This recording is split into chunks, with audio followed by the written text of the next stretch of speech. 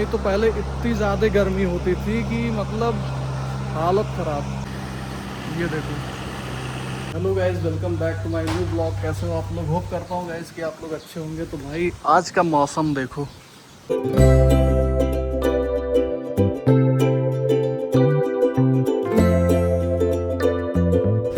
हाँ गाइस, ये है कुछ वेदर आज का। और आपको पता होगा भाई कि अभी जो सीज़न चल रहा है वो बारिश वाला चल रहा है। सबसे पहले गाइस मैं आपको चेक करा दूँ। इधर देखो, इधर भाई धान वान की बैठवाई हो गई है, जिसको हम बोलते हैं गांव में धान की रुपाई। और खेत देखो गाइस अब कैसा हो गया है। बाकी गाइस इस पेड़ पे जितने आम थे सब खत्म खा पी के, मतलब डेली गिरते हैं। ये देखो अभी मैं जस्ट पाया, फिर दूसरा आम ये है। ऐसे भाई गांव में ऐसे आम मिलते हैं। फिर तीसरा इधर ये देखो गाइस, ये 3 आम मिल गए। और अब तो होंगे नहीं, क्योंकि मुझे दिख नहीं रहा भाई। तो मैं चलता हूँ अपने खेत में और दिखाता हूँ आप लोगों को। बाकी गाइस इधर हैं, इधर देखो। तो भाई इतने सारे आम मिल गए हैं और अभी मैं इसको रख दूँ घर में। और उसके बाद चलते हैं, आज दिखाते हैं भाई लाल घोड़ा का काम क्या चल रहा है। इतने दिनों से तो भाई मैं कुछ दिखाया नहीं। फिलहाल मैं अभी चलता हूँ और चेक करते हैं भाई घर के पीछे के साइड। और भाई इधर जो है हमारे धान बैठाने वाले कर्मचारी, ये लोग रेस्ट मार रहे हैं। बाकी कल भाई इधर था ट्रैक्टर, जब मैं एक शॉर्ट वीडियो में आपको अपडेट दिया था तो ट्रैक्टर भाई यहाँ खड़ा था। और आज इधर है, मतलब इधर तो मैं दिखा रही था। आज गाइज इधर चल रहा है ट्रैक्टर। और ये देखो छोटा सा एरिया बचा है खेत का, जिसमें भाई पडलिंग हो रही है। पडलिंग हुई नहीं थी पूरी तरह से। ये देखो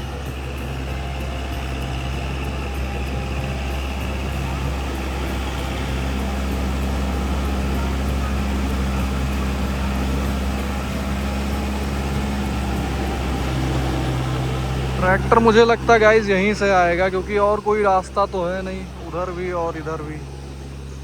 बाकी भाई देखो दूर दूर तक धान की रुपाई हो चुकी है। मतलब बाकी सारे खेत में तो गन्ने हैं, तो जिस वजह से भाई धान तो बैठाया नहीं जा सकता, तो ये रीज़न हो जाता है। बाकी यहाँ हो गया है। ये जो प्लॉट है अभी हमको लगता है 5-6 बीघे का होगा या 4 बीघे का होगा, ऐसे कुछ समथिंग।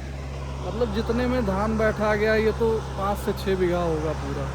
तो इतने में भाई धान की रुपाई हो चुकी है।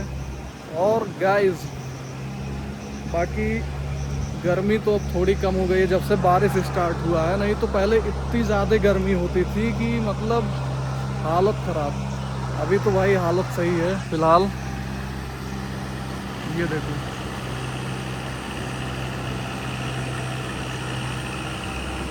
एक बात तो है गाइस कि पता तो नहीं चलता इस पे रोटावेटर, जो ये 2.25 मीटर का है।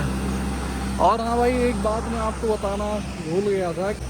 जैसे गाँवों में होता है कि बहुत लोग जुताई करवाते हैं, तो सब लोग कैसे करते हैं, मिनट के हिसाब से अगर पडलिंग कर रहे हैं तो उसमें क्या करते हैं, जैसे 1.75 का रोटावेटर चलाते हैं। क्योंकि जितना छोटा रोटावेटर रहेगा टाइमिंग उतना ज़्यादा बनेगा, उतना बढ़िया से टाइमिंग बन पाएगा और उतनी अच्छी इनकम कर पाएंगे। चौड़ा रहेगा, जैसे ये 2.25 मीटर का है, तो ये जुताई जल्दी कंप्लीट कर देगा खेत का। और इसमें गाइस फिर टाइमिंग नहीं बन पाएगा। तो जो 2-4 लोग भाई मेरे घर से जुताई करवाते हैं, वैसे ये काम होता नहीं है मेरे घर, बट मेरे घर भाई जुताई करवाते हैं 2-4 लोग। और वो लोग क्या सीन करते हैं, इसी वजह से मेरे ट्रैक्टर से जुताई करवाते हैं, क्योंकि भाई उनका ये रोटावेटर चौड़ा है, टाइमिंग कम हो जाता है, पैसे कम लगते हैं। और भाई मेरे पास है तो ऐसा हो जाता है। नहीं तो सब लोग ये चीज़ ध्यान दे के लेते ही नहीं है चौड़ा वाला रोटावेटर। अगर अपने काम के पर्पज़ से चलाओ तब तो भाई फ़ायदा है। अदरवाइज़ अगर आप एज ए बिज़नेस चला रहे हो ट्रैक्टर, तो आप तो छोटा रोटावेटर ही लोगे जिससे टाइमिंग ज़्यादा बने। तो कुछ महापुरुष लोग हैं जो भाई पीछे पड़ के ही इससे जुताई करवा लेते हैं। अब जैसे गाइज सबका तो किया नहीं जाता, बट जिनसे हमें काम लगता है, जैसे हमारे घर पे कुछ काम करने वाले, तो उनका तो जुताई होता ही है। बाकी जहाँ से हम लोग जैसे 2-4 लोग और हैं, उनकी भी भाई जुताई होती है, क्योंकि अब करना ही पड़ेगा। सबका नहीं कर सकते, बट सबका मना भी नहीं कर सकते। तो भाई ये रीज़न है कि मतलब ठीक है। और वैसे भी गाइज अगर ये 4 पिस्टन का है तो इस पे पता भी नहीं चलता थोड़ा भी लोड। काफ़ी दिन हो गया गाइज मैं इसे चलाया भी नहीं हूँ, क्योंकि गाइज मैं घर तो कम टाइम दे पा रहा हूँ, बाहर ही रह रहा हूँ, दौड़ना भागना भाई ज़्यादा हो रहा है, तो ये रीज़न बन गया है। और आज लगता है मुझे कि आज रुपाई कंप्लीट हो जाएगी धान की। इसके बाद कहीं और धान बैठना भी नहीं है, क्योंकि सारे खेत में गन्ने लगे हुए हैं।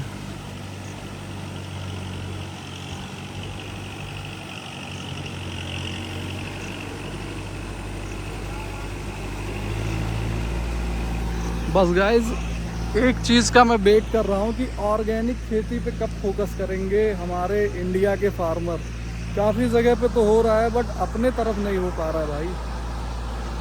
खास करके मेरे एरिया में मैं तो कहीं नहीं देखता, क्योंकि डिमांड जैसे जिस चीज़ की डिमांड बढ़ती है उसका भाई सप्लाई, और जितनी ज़्यादा डिमांड होगी तो लोग सप्लाई करेंगे, प्रोडक्शन भी उसी हिसाब से करेंगे।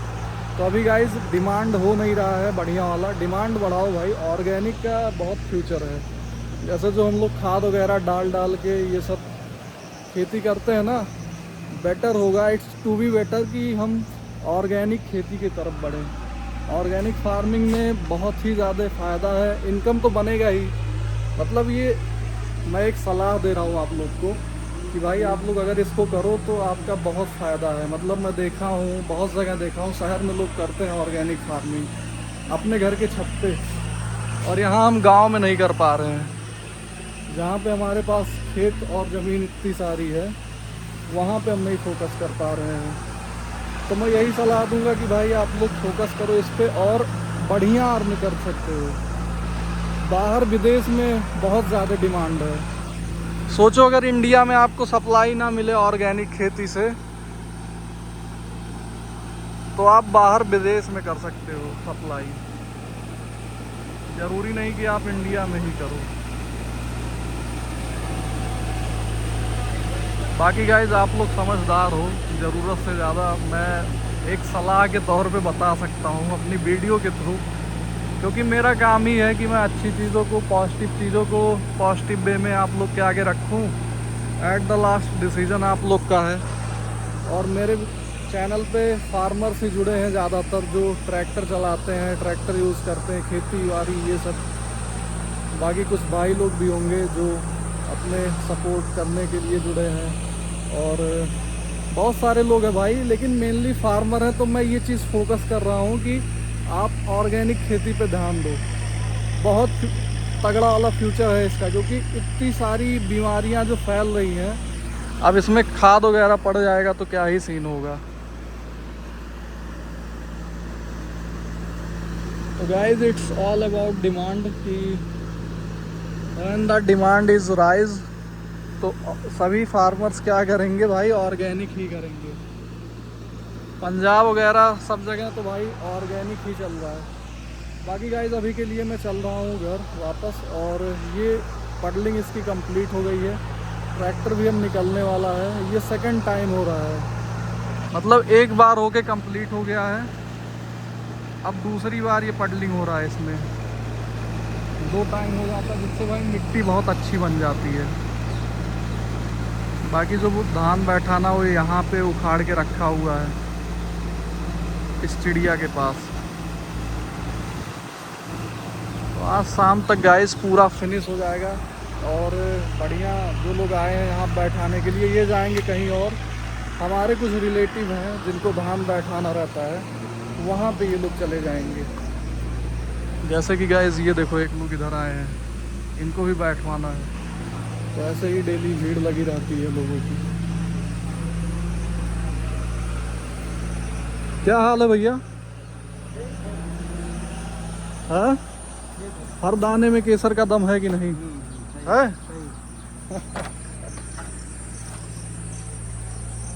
मिलते हैं गाइज नए वाले ब्लॉग में। लाइक शेयर सब्सक्राइब करो। Bye bye, take care.